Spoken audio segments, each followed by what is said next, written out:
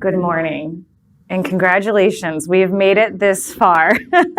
Today is the last day of the Pritzker Forum on Global Cities, and thank you all for being here and for engaging and participating over the last few days. It's been absolutely wonderful. Just a few quick housekeeping reminders before we get started. We have one phenomenal conversation this morning on urban diplomacy and urban AI. And then we will have a brief break and transition to our simultaneous workshops. So there are 4 workshops.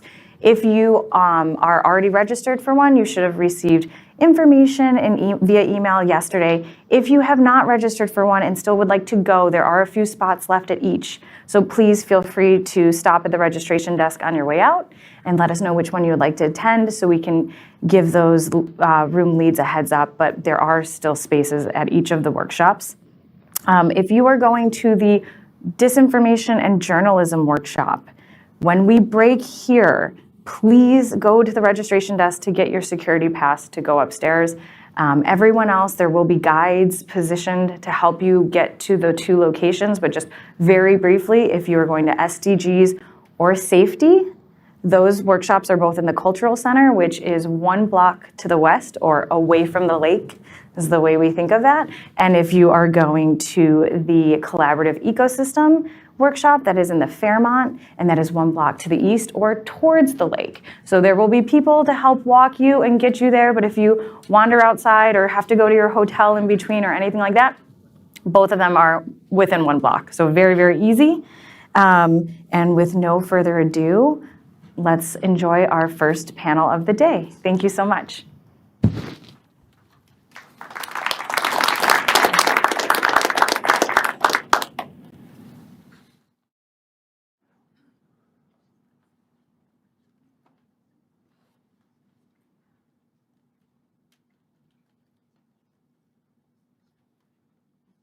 Please.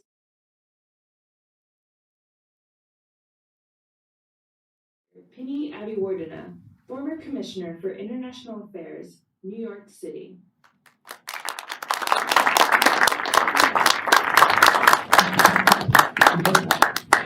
Hi, everyone.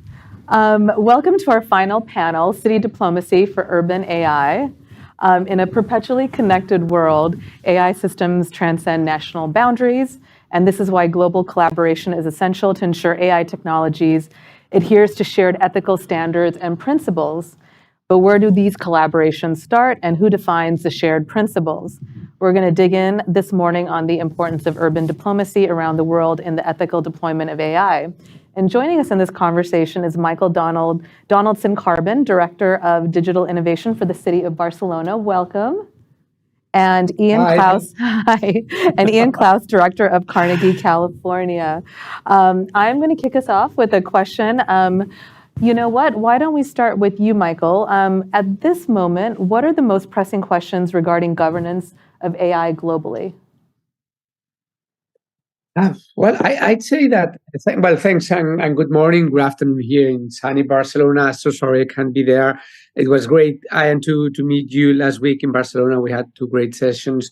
Regarding to the question, coming to the point, I'd say that from the city's perspective, we are more concerned about the effects on our cities and the impact that regulation on AI and the effects on AI has in our citizens and in our cities, rather than in a global context. That doesn't mean at all, of course, that we are not aware and we are not interested, we are not concerned, and we are not following what's going on the global agenda.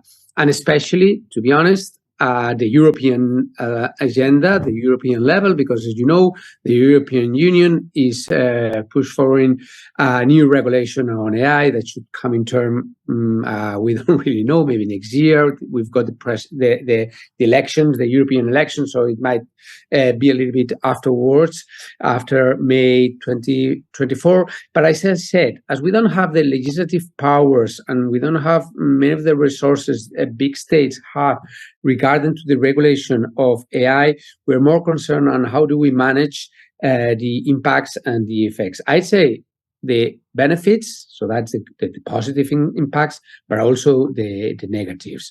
So that's what we're working currently with the smallish resources and tools we have in Barcelona.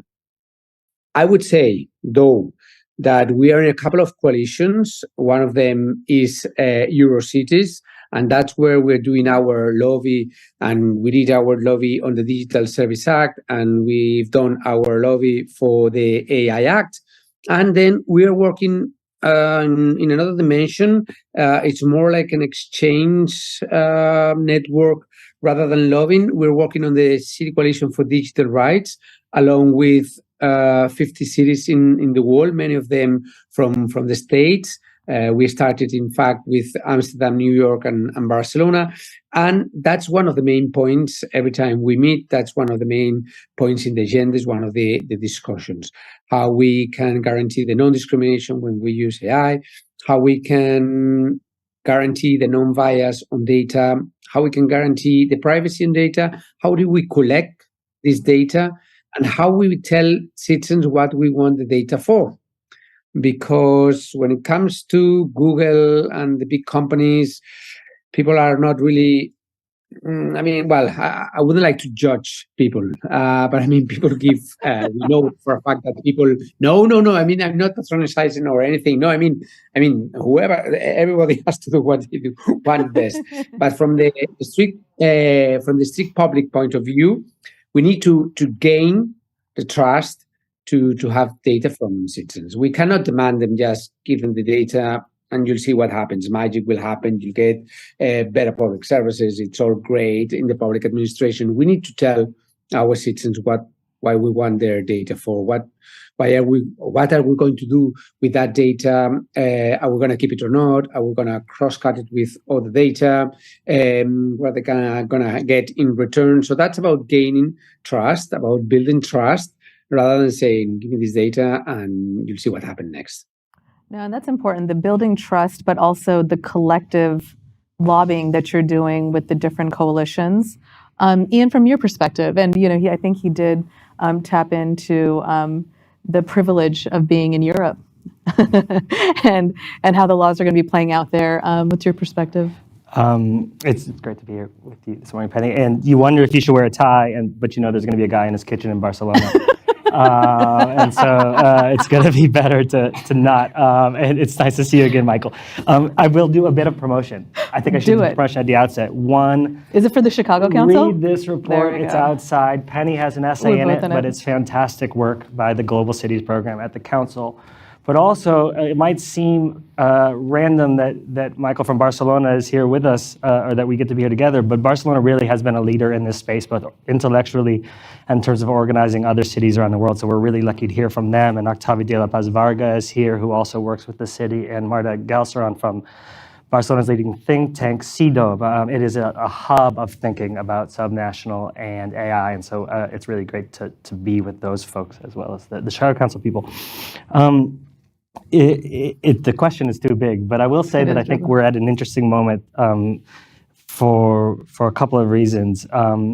One, two historical developments over the past decade. One has been with regards to subnational voices in global governance and in global governance fora. And so we've seen the rise of city networks and sort of cohesive, collective action by cities, some of which Penny helped organize around the SDGs, around global frameworks. And this has been a sort of movement building. It's been intellectual. It's had impact. It has changed political rhetoric. And CCDR, the Cities Coalition on Digital Rights, is an example of one of these transnational networks that allows for both one, exchange of policies, and two, a collective voice by subnational actors, including cities, most importantly. Alongside that, we've seen this sort of technological development that has included changes around data, around privacy, around machine learning. And so as the CIDOB data and the work that Michael referenced shows, AI isn't necessarily new. And so we have seen networks and cities organize around AI before November 2022, when ChatGPT-3 arrived. But now we're in a new moment. And so I think the question for us today, and the question that doesn't yet have an answer, is how you take this trend in global governance that has enabled subnational actors to have a voice and bring that together with a rapidly emerging tech space where people aren't really aware of the risks or the impacts, and so don't know how to mobilize or even develop policy to exchange. It's interesting that you say that because so in the last month, the Secretary General at the UN, he's been encouraging this conversation to happen at the Security Council. He just released a new task force on AI. And I'm curious, because you brought up the subnational actors, what kind of engagement do you think will be happening with the UN? Because even though AI has been around much longer, it feels like the global community, the multilaterals, are really starting to take it very seriously and creating institutions within their own infrastructure to handle it. Well, we could run off a list of multilateral platforms or international organizations that are building out work on AI, starting most importantly with the United Nations, but to include the OECD, the Africa Union, and of course there was the summit outside of London last week that has led to the formation of certain institutions. And that had within it a sort of interesting idea of a knowledge production international organization that would be around AI and AI risks that mirrors the IPCC. So I think one of the questions is which existing international organizations or platforms are those that should be replicated for the AI challenge? There's an idea of people who think there is one, the IPCC, that can be brought or replicated around AI. But as it comes to subnational voices, as we know, there's been an incredible amount of work that's gone on to get cities and subnational voices into the IPCC, and that's reflected in the first special report that's going to be done by the IPCC on cities this year. There's also been an incredible amount of advocacy, which you've been involved in, to get subnational voices to be part of the UN in a sort of more active way. And I don't think that we see in these international fora right now, whether it's the OECD body of experts or whether it's the UK AI Summit, an intense effort to learn the lessons of why cities should be included in those conversations. Now, I don't exactly know how to make the case because we don't know the risks yet. It's not like climate where we know what cities can do and why they're exposed to risks, but it's not being done thus far. Michael, do you want to jump in on this? No, not much to add. I do agree a lot with what Ian was saying, especially about and what you were pointing out, that AI has been running for the last 60 years, but it's not till ChatGPT that comes like a global thing.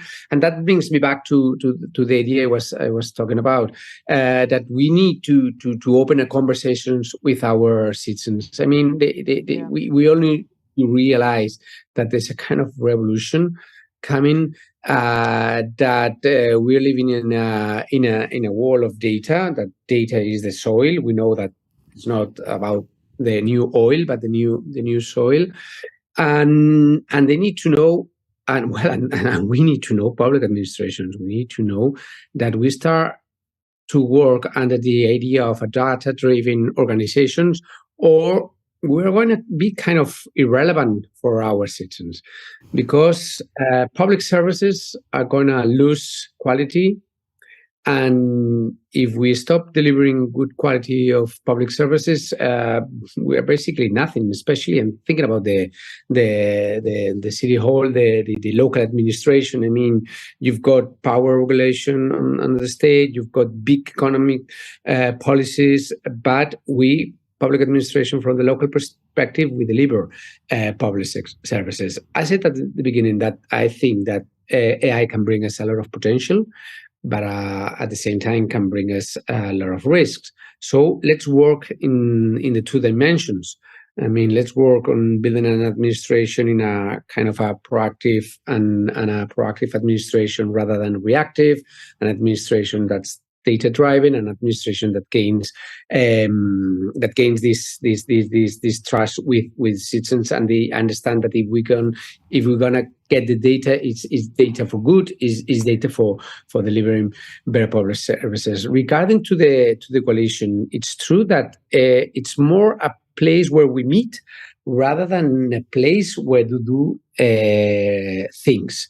I mean, it's more a place where we gather to exchange our concerns, our good practices, our bad practices as well, our failures. But I think it's great because even being transnational, even being miles away, we are sharing the same problems. We are tackling the same problems. We've got the same problems getting data from citizens. We've got the same problems with our silos, the way we are in our administrations. We've got the same problems with the bias on data. We've got the same problems. I mean, so we learn a lot from. So we might not have an agenda. We might not be a lobby in that sense, but we are building something that might give us new stages that are yet to come in early days. I heard the same problems multiple times in that response, and I hope would the same problems also mean that there are solutions that can cross regions, cross cities. I know that you two have been working together. You mentioned you've seen him multiple times, in fact, in the last 2 weeks. How did this collaboration come together, and what are the primary takeaways in the engagement between Carnegie, California, and Barcelona? Let's take a sort of step back. And so I live in California. I've been to Chicago Council for years, and so it's wonderful to be back here. We in Carnegie, California, ripped off an idea from the Chicago Council in some ways and did a survey on how Californians think about global affairs. The first quarter of it really tracks with the Chicago Council's benchmark report on foreign policy and perspectives from the United States, and so we compare with it. But we also ask Californians how they think about emerging AI challenges and what should be done about them and who should be active in developing policy around them. And nearly a majority of Californians support an international agreement on AI standard setting. As people get wealthier and more educated, they are more likely to support that. But also, most Californians think that their cities and their state should be more active in policymaking around AI. They don't just think it's the preserve of the federal government. And so when you start to see cities out there trying to figure, and that's just California, so we shouldn't go too far outside of it, but there is a mandate in some ways, a need or an interest from residents in California to see their cities and state do something. One of the arguments for city action has always been that it's democratic, they're closer to the ground, they have legitimacy. And so I think that's like an important point. It also means that just because you're in a big state that's the 5th largest economy in the world doesn't mean that you can't learn a lot from places in the world. And when you look at a state like California, it had an EO, an executive order from the governor on AI in early September. And a great deal of that, there was some stuff around critical energy infrastructure, but a lot of it was about building knowledge base around how AI can be used, use cases, potential risks, new risk inventories. And there's no way at this moment when we're sort of really all grappling with what this technology means, you can build that knowledge base without talking to other people and what they're thinking about. So we're in dialogue with Catalonia as well, because as a region, it thinks very interesting ways about this with the city of Barcelona, because they've long been a leader, but also because the advocacy they did around the EU AI Act is like a really important story for subnationals who are thinking about trying to influence supranational standards and legislation. So again, as I said at the outset, there's sort of a hotbed of places where you can learn. Michael, do you want to reflect on the relationship? No. Yeah, no, I do totally agree. I mean, our relation starts basically through CIDOB, which is a think tank that I was pointing out before. And I would say, I would like to add, we're talking about states, regions, we're talking about cities, city halls. We are talking about think tanks. I mean, our strategy on AI was based on different surveys and reports from the university, because we had to start from scratch. And then there's another dimension that we're more or less talking through the dialogue, but we haven't specifically talk about, and it's the citizens, it's the civic movement. That's arising from here. I don't know about the States. I don't even know about the rest of cities, not even in Barcelona. I mean in Spain, and Europe. But here in Barcelona, they have started what they call Civic AI. And it's kind of a movement with different people, independent people from research centers, university, some of the big companies as well, but as individuals. And what they are demanding is a global regulation for AI. I mean, the same way, I don't know if you can do the comparison, but the same way there is a global regulation for air traffic. So this way, if you fly from Barcelona, Spain, you can get to Chicago, United States without any problem. AI that moves from one place to another without asking should have kind of the same regulation. And I think it's very interesting that this movement is bottom up. That's demanding to the legislative powers and to the executive powers to be concerned on this. They are trying to replicate this idea to other countries, so it would be like kind of a global movement. But I think we are all kind of converging into the same thing. You were pointing out at the beginning about the UN resolution and the committee group of experts, or board of experts that the Secretary General has launched. We've got different initiatives. So yeah, I think it's kind of the momentum now. We need to grab to it. Can I ask about the Civic AI? Is that happening in parallel or with the coalitions that many of the cities are already in? No. It's not related at all. I mean, we are in conversations with them, but no. It's from the civil society. Yeah. No, fascinating. Go ahead. No, I wonder. Because I've heard Michael speak to this, and I think it's 9:45 in the morning, right? And we're talking about cities. This is like a geeky crew. And the Chicago Council did a really wonderful report with Sasha Hazelmeyer on procurement. And I think this is one of the places where we can get like most tactile as it comes to cities and AI policy. How are you guys thinking about procurement? Like working with the companies? Yeah, no. Before answering, I wanted to ask you: is this procurement is it finished? Is it just a document, or is it a public official document? I see Brian Hansen shaking his head. It's on the website. Sasha Hazelmeyer, Sam Kling will send it to you today. So I'll copy it. I'll copy it right away. Yeah, we no. I wasn't aware of it. So great to be here in Chicago Online, and congratulations with that job. I think that's exactly the main important point, and at least from the city hall perspective, or under the Spanish regulation. Because as I said before, we haven't got this legislative power, haven't got the regulation power. But when it comes to buy products, when it comes to buy different services, we kind of have the key on the relationship with the provider.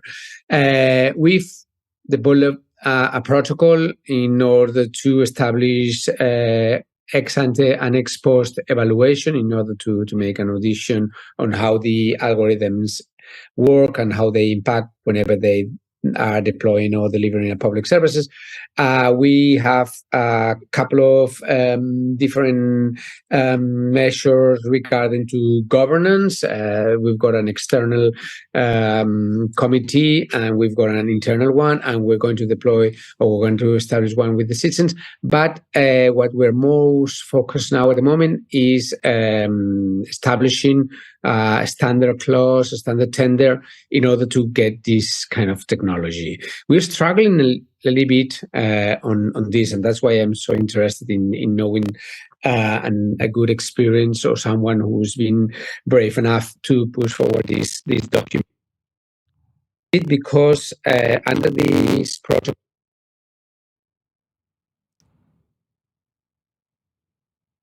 Hey, Michael, can you pause for a second, because we've lost audio with you. One second. While the tech team is figuring that out, we're running out of a little bit of time. Let's shift into the practical. And guess what? Always my special. Mr. Practical. Let's talk to the audience about the top 3 things that cities can do to move forward in this space. Whether there's infrastructure like California and Barcelona have, if they are from a smaller city that doesn't have an international affairs team or office, but how did they move this agenda forward to connect with the global community that's working on this?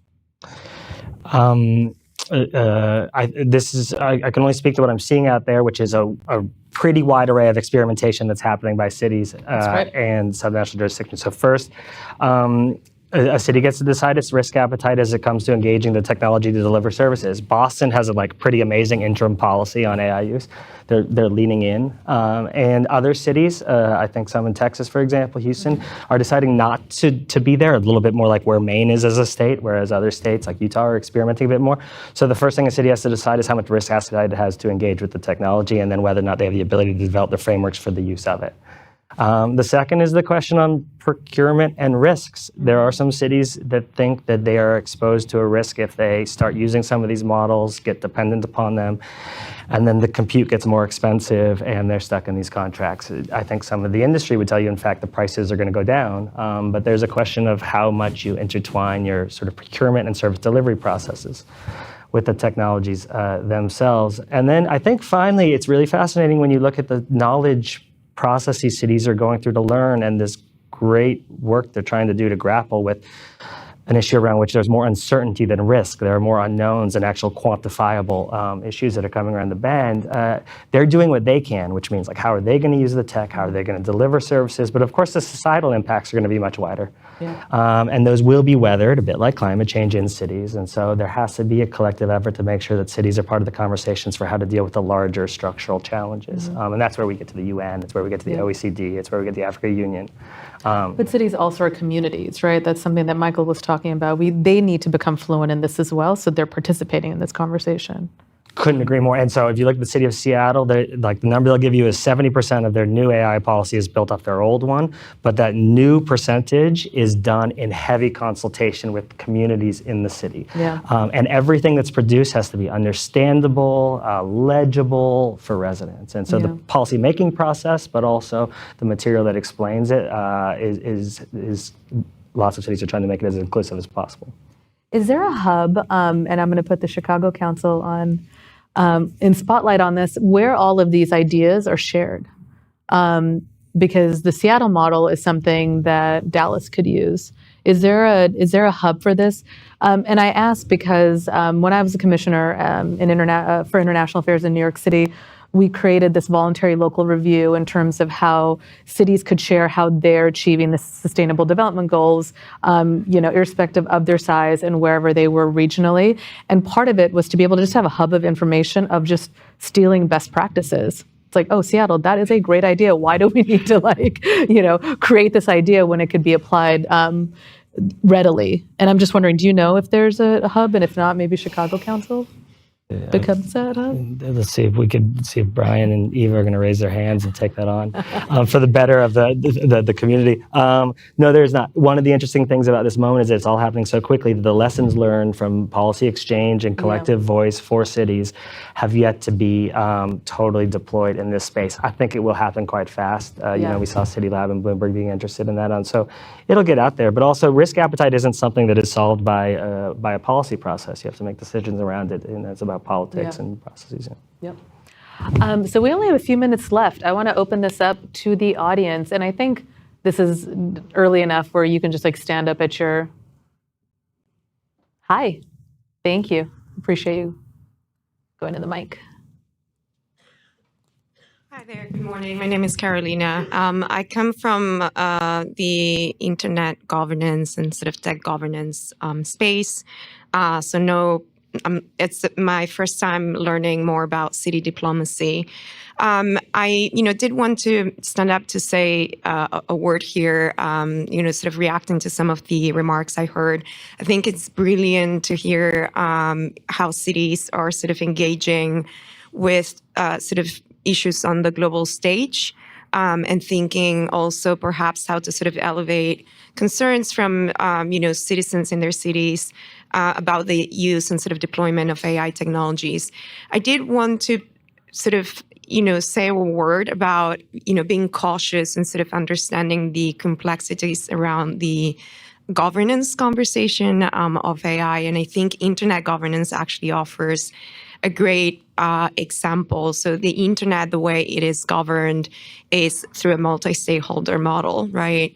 Where basically governments, civil society, the technical community, the private sector, all these sort of different, the private sector, technical community are driving sort of the technology. Then you have, governments perhaps regulating, civil society, helping understand sort of human impacts of the internet.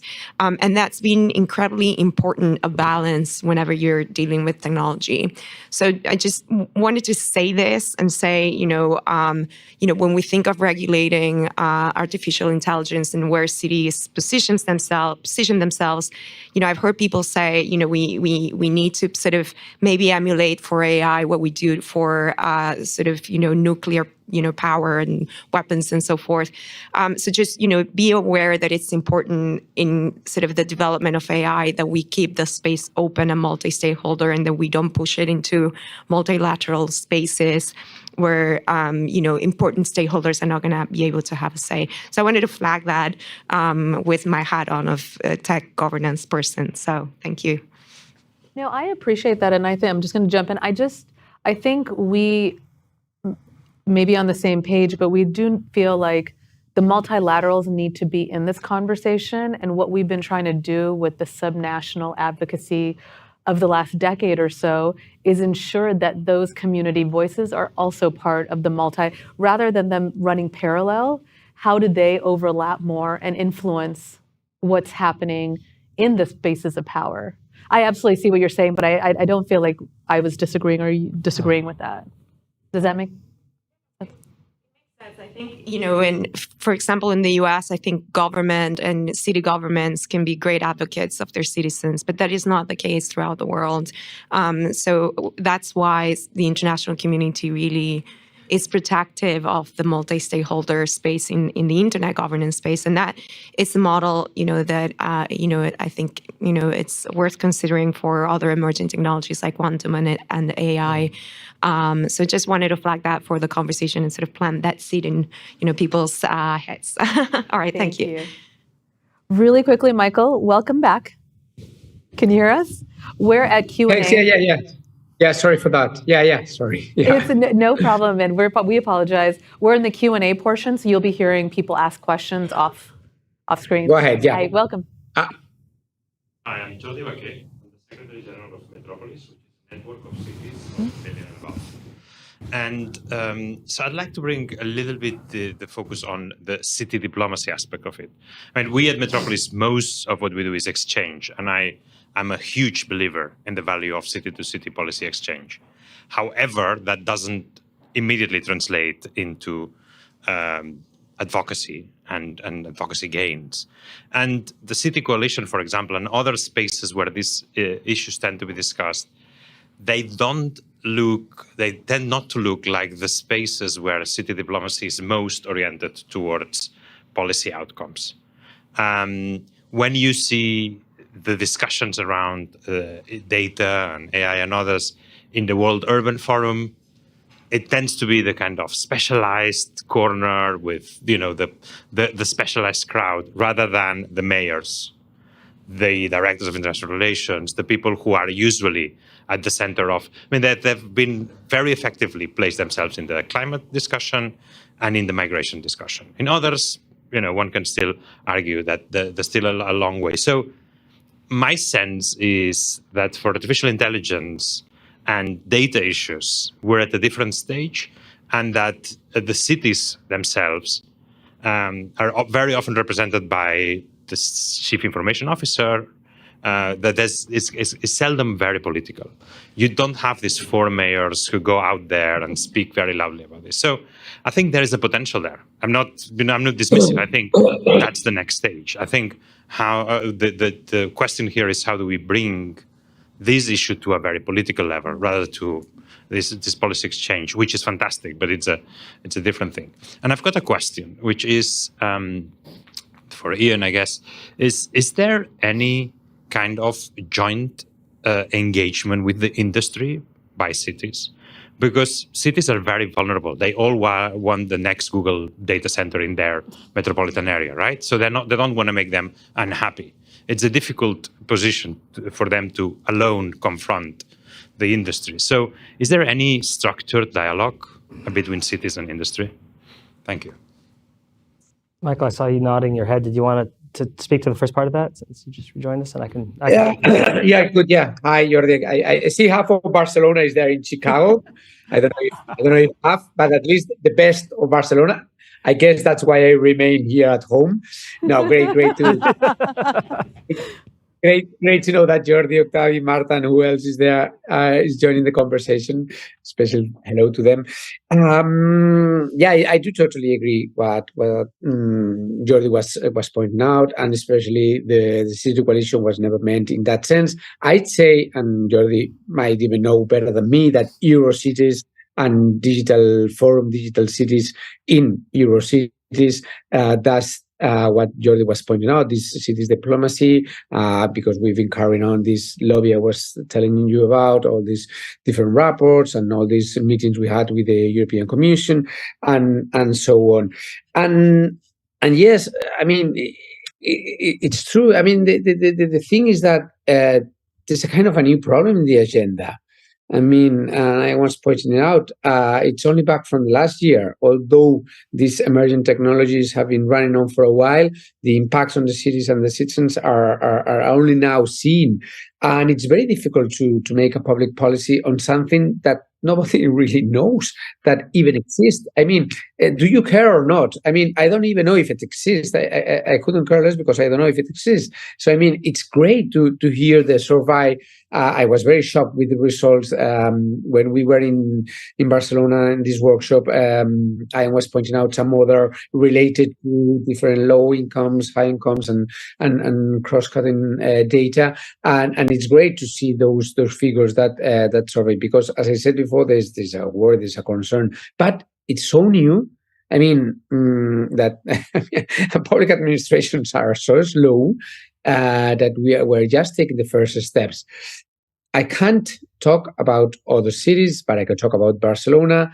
And in that sense, I'm proud to say that our emergency technology declaration on emergency technology comes from the council itself, from the government, and it was passed with all the groups in government and in the opposition. This public policy has been, the leadership has been under our deputy mayor. So I'd say, at least in Barcelona, it's a political and a technical concern, and it's something that's running in both political and technical agendas. Thank you, Michael. Really quickly, for people who aren't familiar with city diplomacy, which we're sort of doing the history of and the present of, most people who lead in city diplomatic exchanges and who have become great practitioners of diplomacy tend to be chief international affairs officers, or they tend to be people focused on climate sustainability. Yep. And they've gotten very good at policy exchange and policy advocacy. Chief information officers are different, and they haven't necessarily been trained up the way the networks have trained up some of these other officers. And I think there's a bigger problem as it comes to the collective voice beyond just practical policy exchange, which is that a lot of the organizations, say around climate or development, has been built around both actions that cities can take, but risks. And the risk framework for Gen AI in cities is not clear. And so the collective statements are being built around rights instead of risks. Rights are a difficult international, transnational conversation in general, and really when it comes to data. And so I think that's one of the limits. Really quick on industry, the city of San Jose is in California is organizing a collective effort for cities to have an exchange and to even think about procuring together from industry. So smaller cities, that's a city of 1 million people, but smaller cities could work collectively for negotiation and idea exchange with industry. That's one example. I'm sure there are many, but it's pretty nascent and it's starting right now. Sam, welcome. Okay. Hello, everyone. I'm Sam Kling. I'm the Director of Global Cities Research here at the Chicago Council. By the way, that procurement report, serving the citizens, not the bureaucracy. You can Google it. It's free. It's excellent. I have a question that is maybe thematically related to Jordi's. A few years ago, the smart cities movement was all the rage. A lot of it based on similar technology, a lot of similar questions raised, and then there was a bit of a backlash against that. I'm wondering, from your perspective, how you see the conversation has changed, and particularly when it comes to what cities are thinking about, how they're trying to engage internationally, and also how you all are trying to engage internationally with cities. What are the big issues? What are the big risks that you see, and the differences there? Thank you, Sam. We'll take the last question and then address it. Hi, thanks for this great discussion. I come from more of a technical background. I'm into AI research. I'm a PhD student in UIUC. So basically, this discussion of empowering subnational actors is we've seen a great example of that. But I'm curious about replicating that with the global South, might be in more need for such kind of diplomacy, given that the impacts of introducing AI into the global South might affect the people more. Speaking of empowering corrupt regimes, and that could maybe impact people with the abusing basically AI for not necessarily for the needs of the people themselves, but for basically other regimes related needs. So just curious if there could be a replica where empowering subnational actors in global South might be actually more impactful as well. Thank you. That's a great question. We're running out of time, so Michael and Ian, I'm going to give you each 2 minutes to give quick opinions on both Sam and that last question. I think, Michael, that's his way of saying you go first. Go ahead, Ian. Yeah. No, because I haven't. Yeah, go ahead. I think that one on global South and cities, urbanization trends, which is a bit different from cities, as well, all suggest that Africa and Asia, cities and metropolitan urban areas are where the growth is, and so they must be part of any of these conversations. And if you look at the way some of the leading city networks, so this is like geeky subnational diplomacy stuff, work, they continue to have more and more representation from cities in Africa and Asia. And C40 just announced, I think this week, that they have now 2 co-chairs. That's right. Yvonne from Sierra Leone. Yeah. Exactly. Yeah. Along with Mayor Khan of London. And so that speaks to sort of an intense awareness to the issue you just described. But this gets to the risks versus rights challenge. I couldn't lay out for you what the particular risks are from Gen AI in a lot of those cities that say have joined around climate, because we know what those risks are. And so I think that a year from now we'll be having a much different conversation if we have a greater understanding for them. And when we do, those voices absolutely have to be included in the leadership and knowledge creation role. Yeah. And Sam's question, do we want to wrap that up? Vanessa's going to be coming out for closing remarks, so we're going to need to wrap up this panel. Look, I've spent so much time with Sam, I already forgot his question, because he's in my head, and so I. Sam, I think we will address that question during lunch. So I want to thank you, Michael, for apologies for the little tech thing, but that just makes this a very real conversation. Ian, thank you so much for joining us. It was a pleasure to be part of the closing plenary with all of you. And now Vanessa Bardone will be coming out for final remarks. Michael, it says "I love you" behind you on the blackboard. It's beautiful. Does it really? Oh, that is.